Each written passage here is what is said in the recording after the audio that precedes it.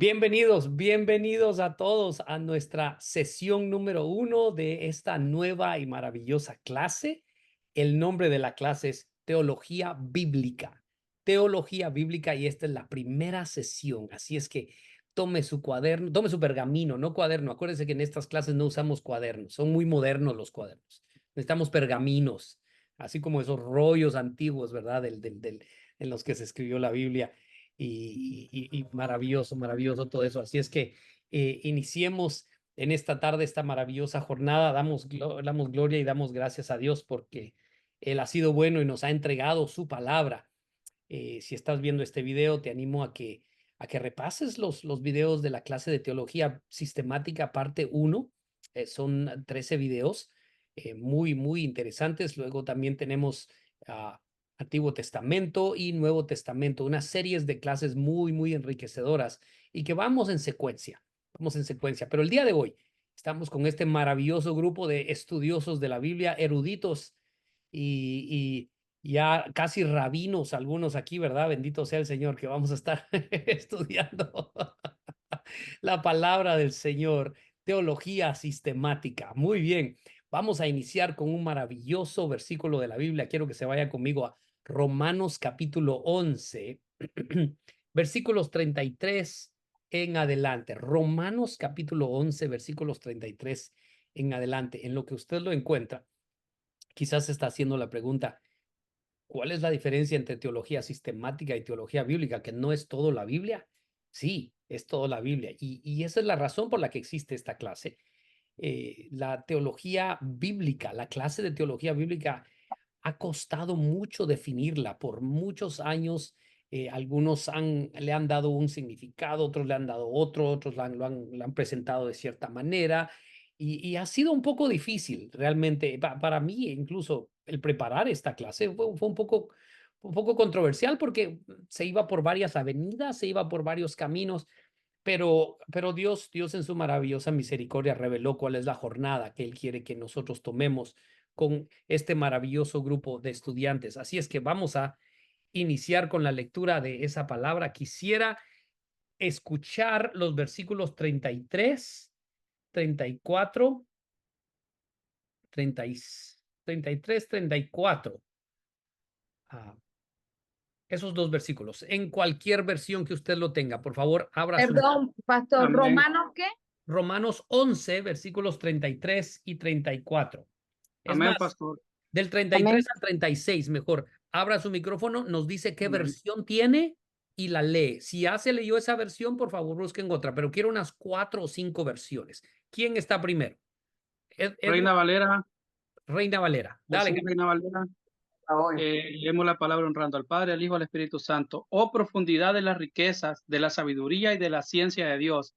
Cuán insondables son sus juicios e inescrutables sus caminos. Porque ¿quién entendió la mente del Señor? ¿O quién fue su consejero? ¿O quién le dio a él primero para que le fuese recompensado?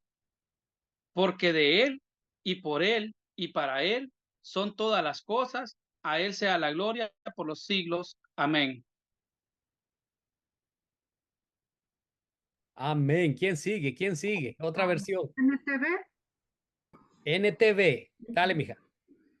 dice, qué grande es la riqueza, la sabiduría y el conocimiento de Dios. Es realmente imposible para nosotros entender sus decisiones y sus caminos. Pues, ¿quién puede conocer los pensamientos del Señor? ¿Quién sabe lo suficiente para aconsejarlo? ¿Y quién le ha entregado tanto para que él tenga que devolvérselo? Pues todas las cosas provienen de él y existen por su poder y son para su gloria. A él sea toda la gloria por siempre. Amén. Amén. ¿Alguien más? ¡Qué lindo! Habla hoy. Dios habla hoy. Alma y Jorge. Dale, mijo, dale. Dice, qué profundas son las riquezas de Dios y su sabiduría y entendimiento. Nadie puede explicar sus decisiones ni llegar a comprender sus caminos. Pues, ¿quién conoce la mente del Señor? ¿quién podrá darle consejos? ¿Quién le ha dado algo antes para que él tenga que devolvérselo? Porque todas las cosas vienen de Dios y existen por él y para él. Gloria para siempre a Dios. Amén. Amén. ¿Quién le ha dado algo para que él tenga que devolvérselo? Como decimos a veces, Señor, te entrego tal cosa y dice Dios, ya es mío, ¿verdad? Qué tremendo. Otra versión, una versión más. Traducción lenguaje actual. Oh, excelente, excelente. Vamos. Dios es inmensamente rico. Su inteligencia y su conocimiento son tan grandes que no se pueden medir. Nadie es capaz de entender sus decisiones ni de explicar sus hechos. Como dice la Biblia, ¿sabe alguien cómo piensa Dios? ¿Puede alguien darle consejos? ¿Puede acaso alguien regalarle algo a Dios para que Él esté obligado a darle algo a cambio? En realidad, todo fue creado por Dios, todo existe por Él y para Él. Así que alabemos a Dios por siempre. Amén. Oh, oh, oh, oh. Qué precioso, qué precioso. Pastor Rodrigo, ¿lo tenés ahí en portugués de casualidad? Dale, vamos a oírlo en portugués. Escuchen, pongamos atención a esto. Vamos lá. Ó profundidade da riqueza, tanto da sabedoria como do conhecimento de Deus. Quão inexplicáveis são os seus juízos e quão insondáveis são os seus caminhos. Pois quem conheceu a mente do Senhor? Ou quem foi o seu conselheiro? Ou quem primeiro deu alguma coisa a Deus para que isso lhe seja restituído? Porque dele e por meio dele e para ele são todas as coisas. A ele seja a glória para sempre. Amém. Wow, wow. Este verso, perdón, este pasaje, qué lindo se oye. Varias versiones y varios lenguajes. Gracias, pastor. Qué lindo se oye eso. Qué riqueza la sabiduría y el conocimiento de Dios. Amados, vamos a entrar en una jornada en la que nos podemos perder, pero de una manera sabrosa, porque nos vamos a meter a ver la palabra de una manera que no la hemos visto antes. Ahora, si usted ha estado en mi clase antes, va a descubrir que ciertas cosas ya las hacemos de esta manera, pero hoy lo vamos a hacer de una manera intencional, desde la disciplina de la teología bíblica. Parte de eso es la manera en que se agarra un verso y se buscan las palabras. Ustedes ya lo han hecho aquí, ya lo han hecho aquí. Así es que hay, en ese sentido, en ese aspecto, hay poco que yo pueda enseñarte más, porque ya lo están haciendo muy, muy, muy bien. Muy bien, damos gracias a Dios por eso. Pero la disciplina de la teología bíblica tenemos que tenerla en mente y tenerla en nuestros corazones. Así es que voy a iniciar en esta noche, en este video, dándote una presentación en la cual vamos a ver la diferencia entre algunas de las disciplinas de la teología. Y quiero que empieces a tomar nota de esto. Vamos a entrar ya en materia. La teología, que es el estudio de Dios, podríamos verla como un árbol, como el tronco de un árbol, y ese es el estudio de Dios, que tiene sus raíces en la palabra de Dios. Vayan visualizando esto. Tiene sus raíces en la palabra de Dios y esas raíces fuertes que son para siempre, el estudio de eso, el estudio de Dios, se convierte en el tronco de lo que es la teología. Ahora, cada rama, cada árbol tiene ramas.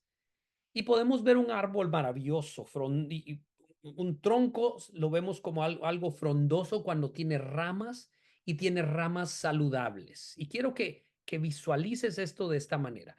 Las diferentes disciplinas, y escucha esa palabra, muy importante, las diferentes disciplinas de la teología, no ramas, las diferentes disciplinas de la teología, nos ayudan a ese estudio de Dios, a conocer a ese Dios maravilloso. Decía Pablo, es mi deseo conocer a Cristo, el poder de su resurrección. Ahora, lo que puede llegar a ocurrir es que al no tener un buen conocimiento de cada una de esas disciplinas, de la teología en lo que estamos usando en el árbol, cada una de esas ramas de ese árbol. Si no tenemos un conocimiento de cada una de ellas, puede llegar a convertirse en un árbol que tiene ramas frondosas y que dan fruto, que dan, bueno, sí, que dan fruto, que dan sus hojas y dan su fruto a su tiempo, dice el del Salmo 1. Y puede llegar a tener una rama que está delgadita, que está raquítica, que está seca, que está mal cuidada, que no está, ah, que no está lo suficientemente saludable para dar fruto. Y ese no debe ser el caso de aquellos que son estudiantes de la palabra. Todo estudiante de la palabra necesita poner atención a las diferentes disciplinas del estudio, del estudio de Dios, para poder tener y dar fruto en todas las ramas. ¿Por qué digo esto? Porque cuando tenemos ramas saludables, cuando tenemos disciplinas saludables de la teología, el fruto que se va a dar va a ser maravilloso, va a ser saludable y se va a dar en todas partes de nuestra vida.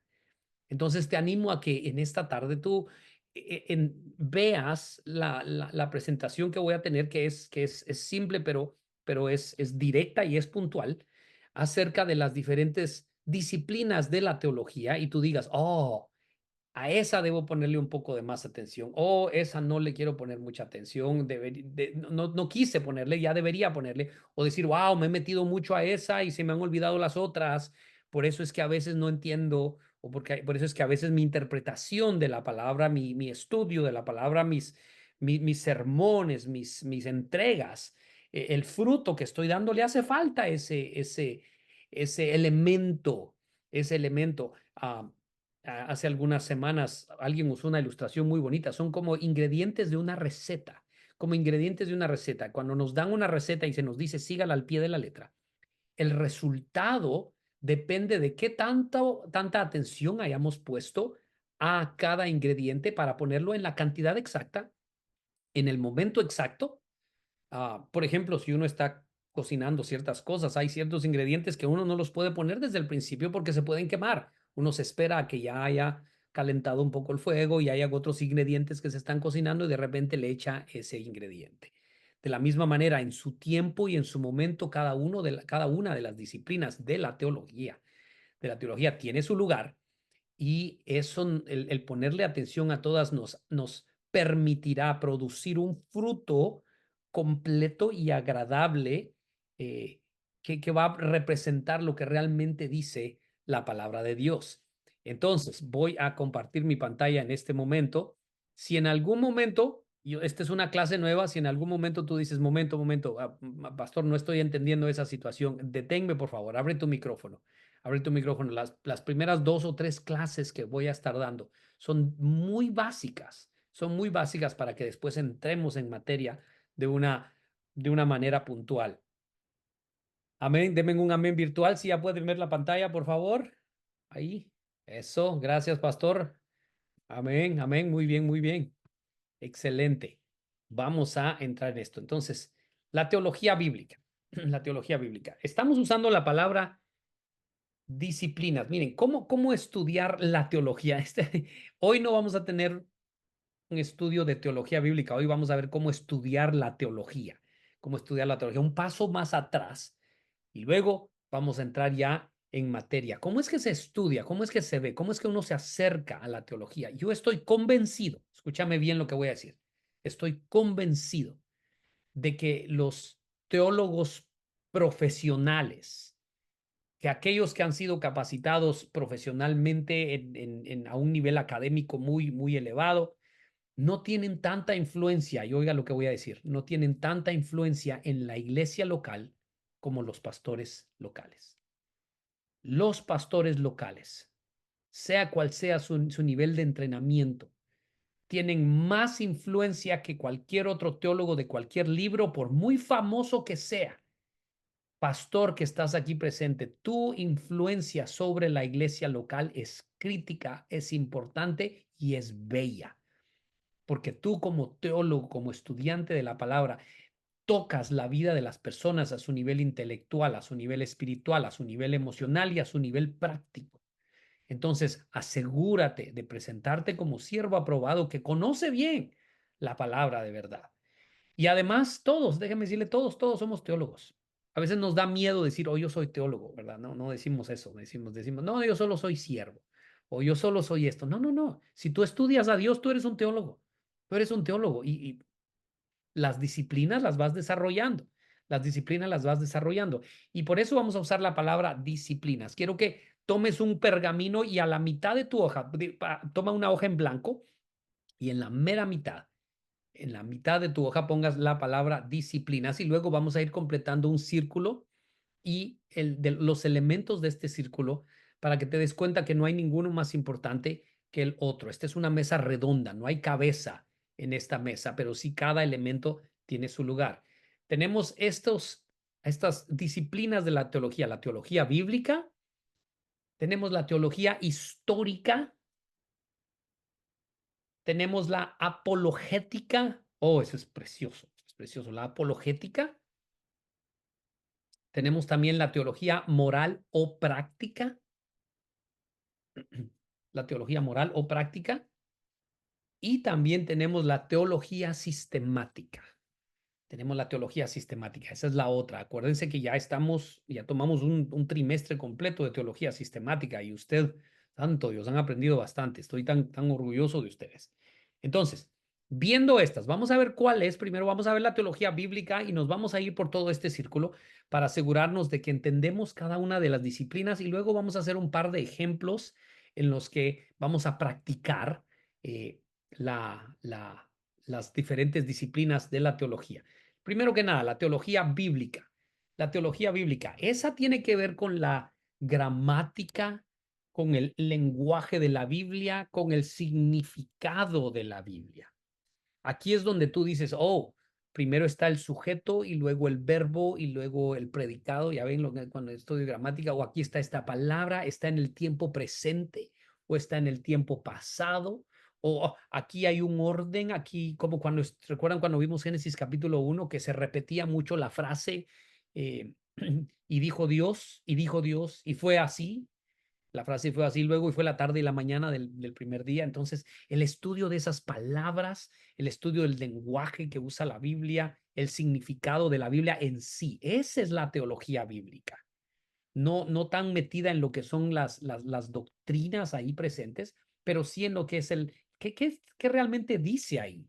Lo literal de la Biblia. Tiene dos categorías principales, hay más, pero estas dos vamos a ver el día de hoy. Y es la categoría descriptiva y la otra es la prescriptiva. Perdón, se me fue una letra E ahí al final. Es la descriptiva y la prescriptiva. Son dos categorías diferentes de la teología bíblica. La categoría descriptiva simplemente describe la Biblia. Y no me gusta usar la palabra simplemente en la Biblia porque no hay nada simple en la Biblia. Pero la describe, la literatura, la historia. Este es lo que nos dice, miren, hay libros históricos, hay libros de poesía, hay libros de profecía. Eso es lo que eso nos dice. ¿Y qué es la literatura de la Biblia? Dice esto, dice el otro, y ahí se mantiene presente también de la historia de la Biblia. También de la historia. No sé si recuerdan un personaje que salió al final de los 80s y hasta el día de hoy. Se llamaba Indiana Jones, un personaje, un arqueólogo que sale en muchas películas ahí bien bueno. Y hay una frase que me gusta de él, en una de sus películas. Dice, y cuando le presentan un artefacto arqueológico, dice, pertenece al museo. Y eso es lo que es parte de la teología bíblica, como nos dice, ok, esto es para la historia, es parte de la historia de la humanidad. La Biblia, la narrativa de la Biblia es parte de la historia de la humanidad. No estoy diciendo que la Biblia pertenece a un museo, no estoy diciendo eso, estoy diciendo que así lo mira desde ese punto. La prescriptiva, la categoría prescriptiva de la Biblia, esa se aplica al contexto contemporáneo y a la iglesia en su propio tiempo. Esto es lo que hace la Biblia un libro tan maravilloso, porque si se leyó en el siglo III, la teología bíblica nos ayuda aplicarlo al contexto contemporáneo del siglo III, para los que la leyeron en el siglo VI, en el siglo XV, en el siglo XVIII, XIX, XX y hasta el día de hoy. Es la categoría prescriptiva de la teología bíblica. Nos ayuda al contexto, a aplicarlo al contexto contemporáneo, a la iglesia en su propio tiempo. Esto es lo que tomamos y decimos sí se aplica al día de hoy. No es, oh, este es un versículo del pasado, eso ya quedó atrás. Y esto es lo que nos ayuda a refutar o a defender, voy a usar la palabra defender, el hecho de que muchos dicen, o el Antiguo Testamento es para el pasado o es solo para los judíos. De ninguna manera, la teología bíblica nos dice es tan relevante hoy como lo fue el día que se escribió. El día que se escribió. Entonces, esto es, en un panorama, la teología bíblica. Muy bien, vamos a ver la teología histórica. La teología histórica. ¿Qué es la teología histórica? ¿A qué se refiere eso? Es el estudio de la interpretación de las escrituras, fíjese, y la formulación de la doctrina por la iglesia del pasado. ¿Qué tiene que ver esto? Entonces, esto es lo que desde que se formó el canon de la Biblia, desde que ya estaba el Torá, desde que estaban los libros poéticos, todo eso, se ha ido estudiando y se ha ido interpretando las escrituras y durante toda la iglesia del pasado, hoy podemos a través de la teología histórica ver lo que la iglesia ha interpretado a través de los siglos. Aquí es donde vemos las interpretaciones como los credos, los sermones de tiempos antiguos, las cartas, los concilios que tenían a través de de la teología histórica. Tiene que ver con la tradición. Tiene que ver con la tradición. ¿Qué dijeron nuestros padres? ¿Qué dijeron? Jesús usaba esto.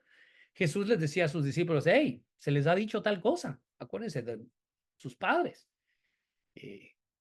Se les dijo en el pasado. Jesús mismo decía, búsquenme en los profetas, en la ley, en los salmos, búsquenme. Ahí cómo se ha hablado. ¿Qué les han dicho de mí?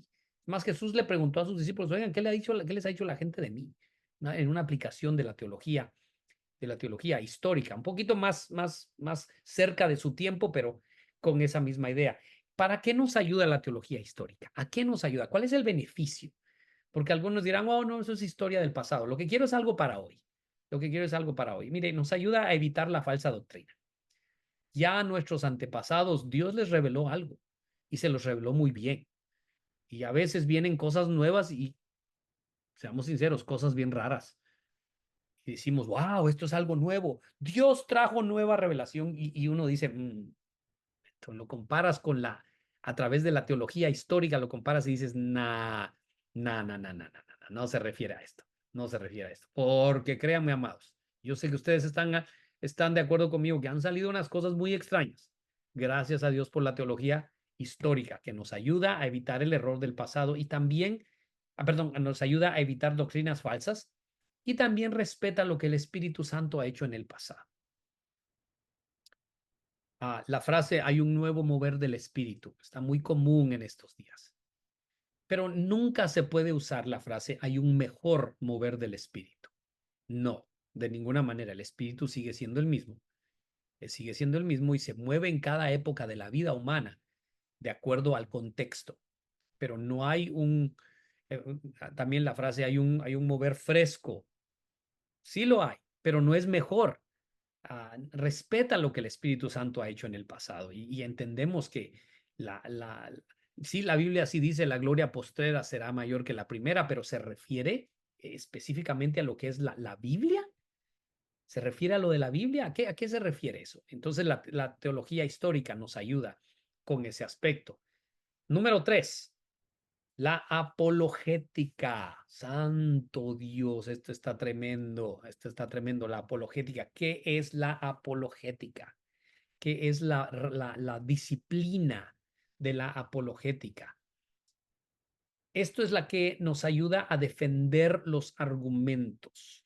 A defender los argumentos. ¿A qué me refiero con eso? En 1 Pedro capítulo 3, versículo 15. Esta es una traducción directa del lenguaje de una Biblia en inglés de la versión ESV, English Standard Version, que es como la TLA en español. Hay una versión así en inglés y traducido literalmente, dice de esta manera, fíjese, sino santificad a Cristo el Señor en vuestros corazones. Fíjese qué lindo. Y estad siempre preparados para presentar defensa con mansedumbre y reverencia ante todo el que os demande razón de la esperanza que hay en vosotros. La clave en este pasaje es dos cosas. Número uno, preparados para presentar defensa, muy importante, preparados, pero nos dice cómo. Nos dice cómo, nos dice que lo hagamos con mansedumbre y reverencia ante todos aquellos que demanden una razón. ¿Cuál es el problema? Que a veces no lo hacemos con mansedumbre y reverencia. Estamos listos para defender, pero estamos listos con defender a capa y espada. ¿Sí o no? Y santo Dios, que no se me acerque ningún testigo de Jehová por aquí porque lo agarro a bibliazos, decimos. No, no, no, no, no, no, no, de ninguna manera. O también alguien que se nos acerca que no sabe o que tiene ideas que no son con base bíblica, pero sí, sí han formado una convicción dentro de ellos. Tenemos que estar listos para defender. No es que la Biblia necesita la defensa. Fíjese que se dé cuenta.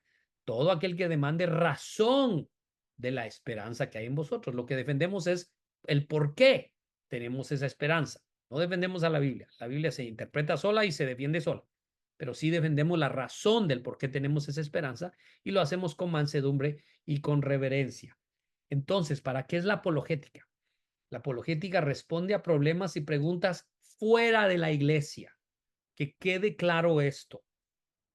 Que quede claro esto. Si hay una discrepancia entre los hermanos de la fe, entre nosotros, si diferimos en algo, ahí ya no es la apologética, ahí es, bueno, también es parte de la apologética, pero más que todo es para responder de problemas y preguntas fuera de la iglesia. Cuando alguien que no está dentro de la iglesia, y cuando digo la iglesia no me refiero al templo, sino al cuerpo de Cristo, la apologética nos ayuda a responder con reverencia y con mansedumbre a esas preguntas demandando que nos demandan la razón de la esperanza que hay en nosotros. ¿Alguna pregunta de la apologética? ¿Alguna pregunta? Es una de las primeras veces que toco este tema de la apologética. ¿Alguna pregunta?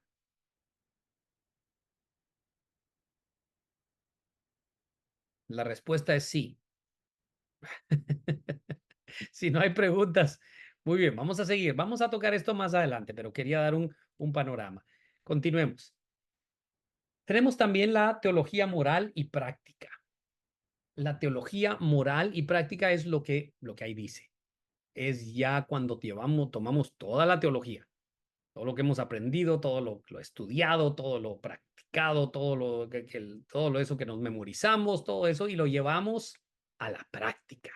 Ya son las aplicaciones en el diario vivir, en cómo hacer esto, cómo hacer el otro, cómo vivir, cómo portarnos con los demás. Y esta es, fíjese, es una aplicación de la ética y circunstancias de la vida real. Aquí ya son cosas que pasan en la vida real, que pasan todos los días. Trata con asuntos muy importantes, muy serios, pero que se aplican a la vida real del cristiano. Y déjame decirte, esto es algo que tenemos que entender muy bien, porque eh, es el resultado de una buena teología bíblica, de una buena teología histórica, de una buena teología sistemática, de una buena apologética. Incluso me atrevo a meter aquí la exégesis, que es el escudriñar. Ahí la teología moral y la teología práctica ya nos dice, oh, porque la Biblia dice esto y porque sistemáticamente tiene que ver con esto y porque podemos defenderlo y porque históricamente hemos aprendido esto, podemos entonces comportarnos, y lo voy a decir de esta manera, tener una vida teológicamente correcta, una práctica y una moral teológicamente correcta. El problema es cuando empezamos por aquí y trabajamos hacia atrás. Trabajamos hacia atrás. Eso puede traer mucho error porque empezamos a aplicar la Biblia o empezamos a tratar de que la Biblia dé apoyo a una práctica en lugar de que nuestra práctica esté basada en la Biblia, en el conocimiento teológico verdadero, histórico, sistemático, bíblico que ya tenemos. Entonces, esta es la que trata temas muy éticos de la actualidad. Aquí es la teología moral y práctica, y es donde hablamos de cosas como el aborto, del matrimonio entre personas del mismo sexo, de cómo utilizar las redes sociales, cómo hacerle con eso de los videojuegos. Porque yo sé que muchas veces te has enfrentado con personas que dicen, que te dicen, es que la Biblia no habla de los videojuegos. O la Biblia no habla acerca de las redes sociales. La pregunta, ¿verdad? Si Jesús estuviera vivo, ¿utilizaría Facebook, sí o no? No, que Jesús no lo haría. Y otros dicen, sí, claro, lo haría, tendría 3 o 4 cuentas y así alcanzaría al mundo. Y otros decimos, no, Jesús ni celular tendría. ¿Y cómo se usa el celular? ¿Qué tanto se usa? ¿Qué tanto no se usa? Ah, a veces, déjeme decirle, hay personas que agarran y dicen, oh, este es el cajoncito del diablo. Santo Dios, de verdad es el cajoncito del diablo. La teología moral y práctica nos ayuda a tratar temas como ese. Ahora, quiero que vea esto. Hay tres áreas que necesitamos ver y esto tome nota muy, muy cuidadosamente, porque está lo que es lo deontológico. Déjeme le explico qué significa deontológico. Deontológico es lo que tiene que ver con la obediencia a los mandamientos de Dios. Entonces, al aplicar, al ejercer y ejercitar, fíjese que estoy usando esas dos palabras, al ejercer y ejercitar la disciplina de la teología moral y práctica, tenemos que ver la parte deontológica. Decimos, muy bien, ¿cómo está la obediencia a los mandamientos de Dios? Por ejemplo, el uso de las redes sociales. El uso de las redes sociales o de los videojuegos. Voy a usar de los videojuegos. Okay, los videojuegos. ¿Cómo está mis ganas? Voy a usar este ejemplo. Mis ganas de estar en un videojuego. ¿Estoy obedeciendo o desobedeciendo un mandamiento de Dios? Okay. Y tal vez no tiene que ver con el videojuego, sino que tiene que ver con el uso de mi tiempo. O tiene que ver con la administración de mi dinero. Si estoy va de meter y meter y meter, la Biblia dice, ¿por qué gastas vuestro dinero en lo que no es pan? Y entonces tenemos que ir viendo la parte deontológica. También, número 2, la práctica de la disciplina, perdón, de la disciplina de la teología, la disciplina moral y práctica de la teología, tiene que ver con lo que es consecuente. Consecuente me refiero a consecuencias. ¿Cuál es la consecuencia de un pecado por no haber obedecido un mandamiento o un pecado que se ha cometido? Eso ya viene consecuente. Entonces está lo deontológico, que tiene que ver con la obediencia al mandamiento de Dios, lo consecuente, que tiene que ver con las consecuencias de un pecado.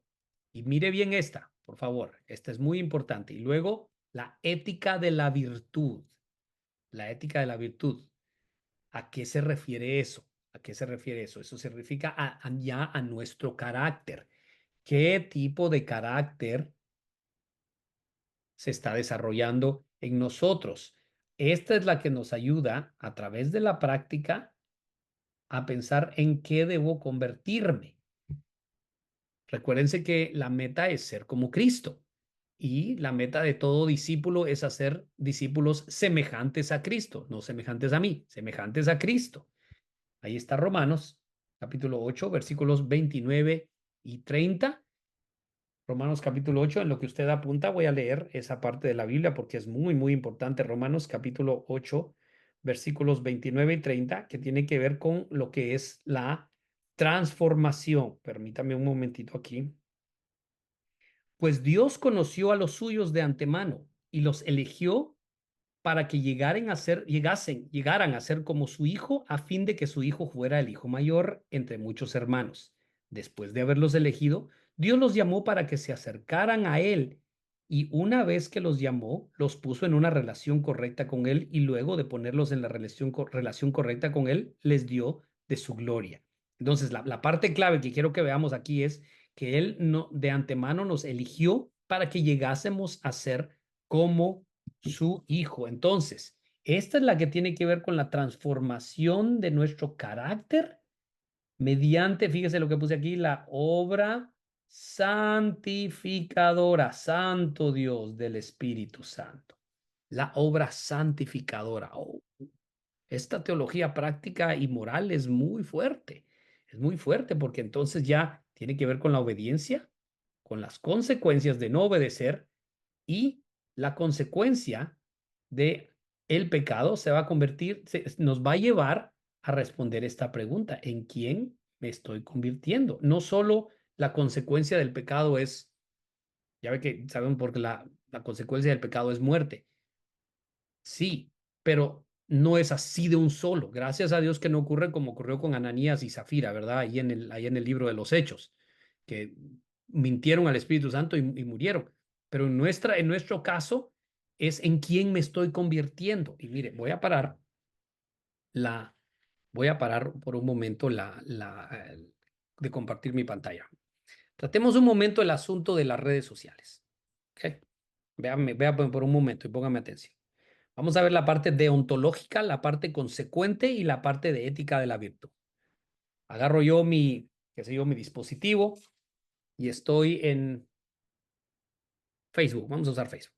Y estoy en Facebook. Y ahí estoy moviendo y de repente ya es demasiado tiempo el que estoy ahí, ya me obsesiona el que me dan like o no me da like, quién ya lo vio, quién no lo ha visto. Si pusimos el nombrecito de alguien ahí y no nos responde, le llamamos a decir, oye, ¿qué pasó? Te etiqueté, ¿por qué no? Y empezamos a ver, ok, ya algo no está bien, algo no está bien. ¿Qué estoy dejando de hacer por estar haciendo esto?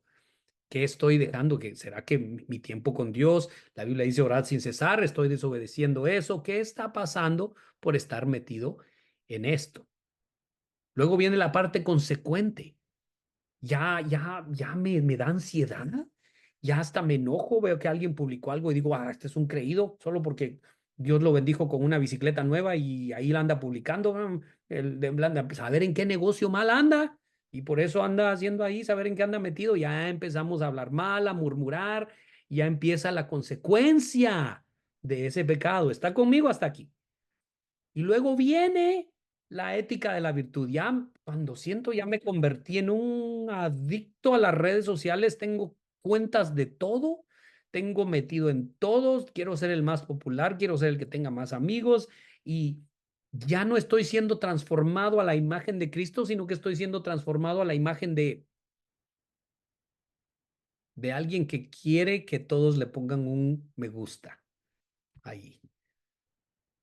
Se da cuenta la importancia de la teología moral y práctica, la parte deontológica, la parte consecuente y la ética de la virtud. Entonces yo constantemente tengo que aplicar la teología, la disciplina de la teología moral y práctica para decir muy bien qué está pasando, cómo está mi obediencia a los mandamientos, qué consecuencias estoy teniendo de las cosas que no estoy obedeciendo y se manifiesta en quién me estoy convirtiendo. ¿En quién me estoy convirtiendo? Alguien que pasa tiempo con Dios se nota, se convierte en más como Jesús. Alguien que pasa tiempo en algo más se nota, se convierte en lo que está invirtiendo su tiempo. Esa es la teología moral y práctica. Dese cuenta de la progresión. Dese cuenta a veces empezamos al revés. Llega alguien nuevo a la iglesia y queremos rápido cambiarle un montón de cosas para que se vea como alguien que es cristiano. Dicen, este se mete con Dios, mira qué cambio el que hubo. Hace 2 semanas venía vestido así y ahora ya se viste así. Dios lo transformó, decimos. No, los que lo transformamos fuimos nosotros. Santo Dios. No. Tiene que ser un resultado de que de una sólida disciplina de la teología bíblica, una sólida disciplina de la apologética, una sólida disciplina de la teología histórica, una sólida disciplina de la teología sistemática, hasta que llegue al punto la persona en que su práctica diaria ya no solo sea el que se vea como cristiano, sino que se dé cuenta por sí mismo en su caminar de la parte deontológica, de la parte consecuente y que asimismo, Pablo dijo, ¿recuerdan en el pasaje de la Santa Cena? Dice, examínese cada uno a sí mismo. Ahí ese es un versículo de teología práctica. Wow, voy a apuntar ese santo, ese ni lo tenía, ya es que apuntar. Ese es un versículo de teología práctica, examínese. deontológicamente cómo estás, consecuentemente cómo estás y en quién te has convertido.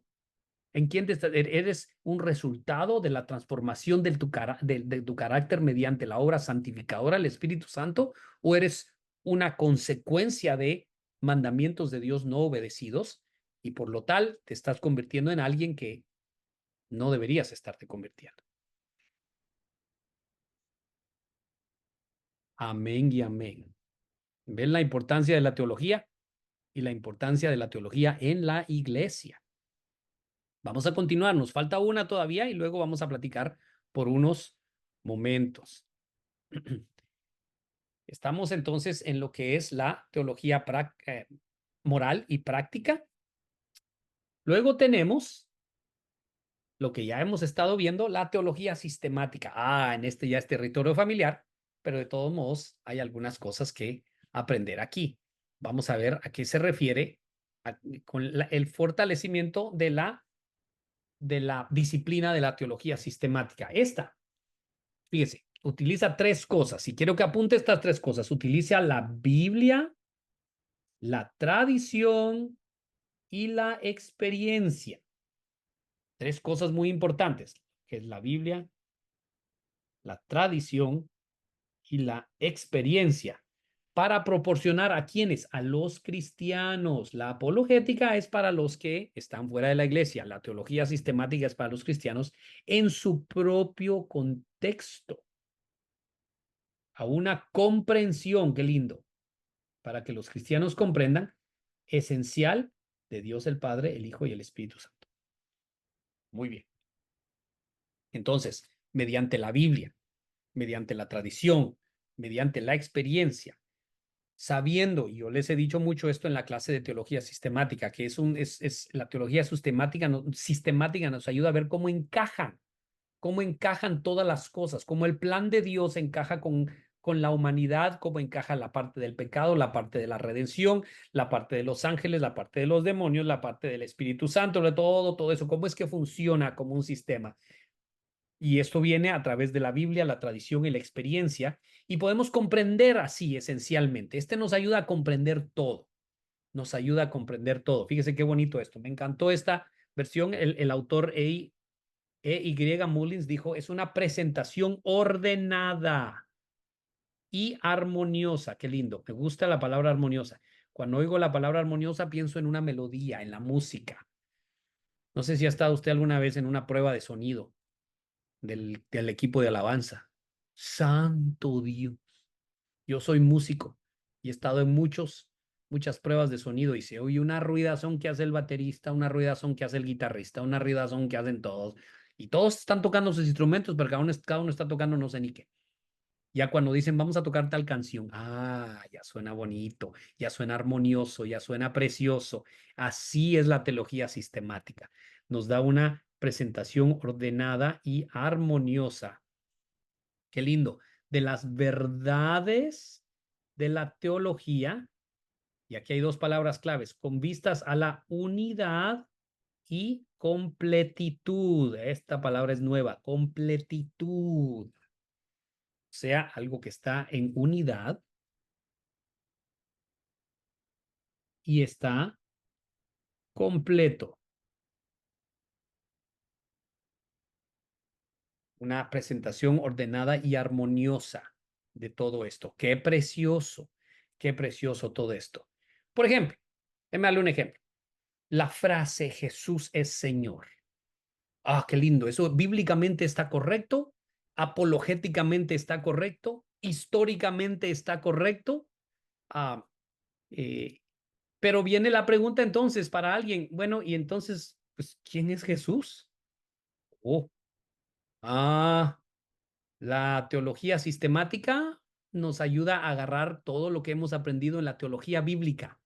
Ok, hemos leído, hemos estudiado los nombres, lo que significan las palabras y crea una descripción de quién es Jesús.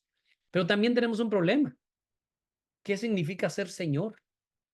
La frase Jesús es Señor no es nada más así, Jesús es Señor. ¿Y por qué Señor? ¿Por qué Señor? ¿Por qué no dice Maestro? ¿Por qué no dice Jesús es Rey? ¿Por qué la frase Jesús es Señor? Y viene y entonces eso a través de La teología sistemática entendemos que es el señorío de Jesús. El señorío de Jesús es algo que en la teología sistemática nos ayuda a entender cómo encaja. Y luego decimos, no, pues, ¿qué significa Señor? Y luego viene la palabra, ¿cómo? Jesús es quién. Y decimos, es el Hijo de Dios. ¿Qué significa eso? ¿Cómo está conectado eso? ¿Qué es? ¿Quién es el Hijo de Dios? ¿Qué es? Significa ser Hijo de Dios. Y luego viene la pregunta, bueno, ok, Jesús, ¿quién es Jesús o es el Hijo de Dios? Y Él es Señor. ¿Qué significa ser Señor? Pues que el Hijo de Dios es el Señor. Pues ¿quién es Dios? ¿O qué es Dios? La teología sistemática nos da una presentación ordenada y armoniosa en unidad y en completud de la teología. Ahí es donde es importante el ejercicio de la teología sistemática. Y entonces regresamos. Aquí está. Aquí está entonces. Maravilloso. Maravilloso esto. Maravilloso esto. Esto es algo muy, muy, muy precioso. Muy precioso. Amén. Amén. Amén. ¿Alguna pregunta o comentario? Y si no, hacemos un ejemplo. ¿Qué les pareció todo esto? ¿O necesitamos un ejemplo? El silencio dice mucho. Está bien un ejemplo, pastor. Claro que sí. Muy bien, muy bien, muy bien, muy bien. Vamos a ver quizás uno de los ejemplos más claros, más claros. ¿Ok? Escúcheme bien. Son las 8:53, así es que quiero rápido. Yo voy a decir el nombre de la persona que está en la pantalla y va a tener exactamente 20 segundos para narrarme la historia de la Biblia. Y hasta donde usted llegue, va a seguir el siguiente y va a seguir el siguiente y va a seguir el siguiente. ¿Ok? Por ejemplo, tengo al pastor Lázaro aquí, que en el primer lugar, aquí de mi lado izquierdo. Usted va a empezar, pastor Lázaro. Y usted va a decir, muy bien, la historia, solo la historia que está en la Biblia, empieza con Dios creando los cielos y la tierra y nos hizo a Adán y Eva y Adán y Eva estaban en el jardín y, ok, voy a darle, ¿cuánto le doy a cada uno? Le voy a dar 30 segundos a cada uno, ¿ok? ¿Están listos? Cuando yo diga hasta ahí, se detiene y yo voy a decir quién sigue y yo voy a decir quién sigue, yo voy a decir quién sigue y así uno por uno, ¿ok? ¿Estamos listos para esto? ¿Listo? Pero solo vaya diciendo la historia de la Biblia, no lo que usted se acuerde y váyase por personajes. Hagámoslo basado en personajes. Está Adán y Eva, luego Caín y Abel, luego Set y ahí nos vamos por la historia de la Biblia. ¿Estamos listos? Muy bien. Permítame, voy a poner aquí mi situación. ¿Está listo, Pastor Lázaro? ¿Estás listo? Ok, vamos a parar ahí. Vamos a parar. Ok. ¿Qué notaron? ¿Qué notaron entre todos? ¿Qué notaron? Que se volaron las historias de manera desordenada, que parecía como cuando jugamos a que alguien le dice una palabra a otro al oído y termina el último diciendo lo que no era. ¿Qué más? ¿Qué más notaron? Bueno, la verdad, Pastor Joel, que nos agarró de imprevista, ¿verdad? Sobre eso, pero sí, notamos, yo por lo menos, pues noté que algunas cosas tienen que ir en orden correcto, ¿ah? Y que realmente tenemos que manejar la historia como se debe, ¿verdad? Y entonces, pero bien, que si usted no hubiera avisado con anticipación, pues yo creo que hubiera sido mejor. La llevamos en esa secuencia, pero ese es el punto, ¿verdad? Exacto, exacto. Hay tres cosas que dijo el pastor y qué excelente, qué excelente. Número uno, dijo, nos agarró de sorpresa. ¿Ok? Ahí entra la apologética. ¿Ok? La apologética. Uno tiene que estar listo y preparado todo el tiempo. ¿Ok? Nos salteamos algunas cosas. Ahí entra la teología bíblica. La teología bíblica nos muestra la Biblia en una secuencia en lo que significa y todo eso. Alguien también dijo, si nos hubiéramos preparado con anticipación, les aseguro que algunos hasta hubiéramos dado una aplicación de las historias. Eso ya es, ya hasta hubiéramos escrito un sermón. Entonces, dése cuenta cómo el conocimiento de la historia de la Biblia, el conocimiento de la línea de la historia de la Biblia, el tiempo para prepararnos, el hecho de que nos salteamos un montón de cosas.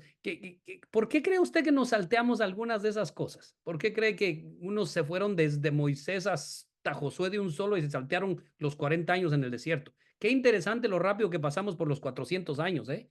Muy, muy interesante. También se saltaron a Jacob y Esaú. Santo. No hablaron ni de Josué ni nada. Nadie habló de las 10 plagas del Mar Rojo, nadie, nos fuimos con los que nos fuéramos acordando, ¿sí o no? Es porque leemos, no agarramos la Biblia de corrida, sino que solo leemos capítulos que queremos. Exacto. Las historias nada más.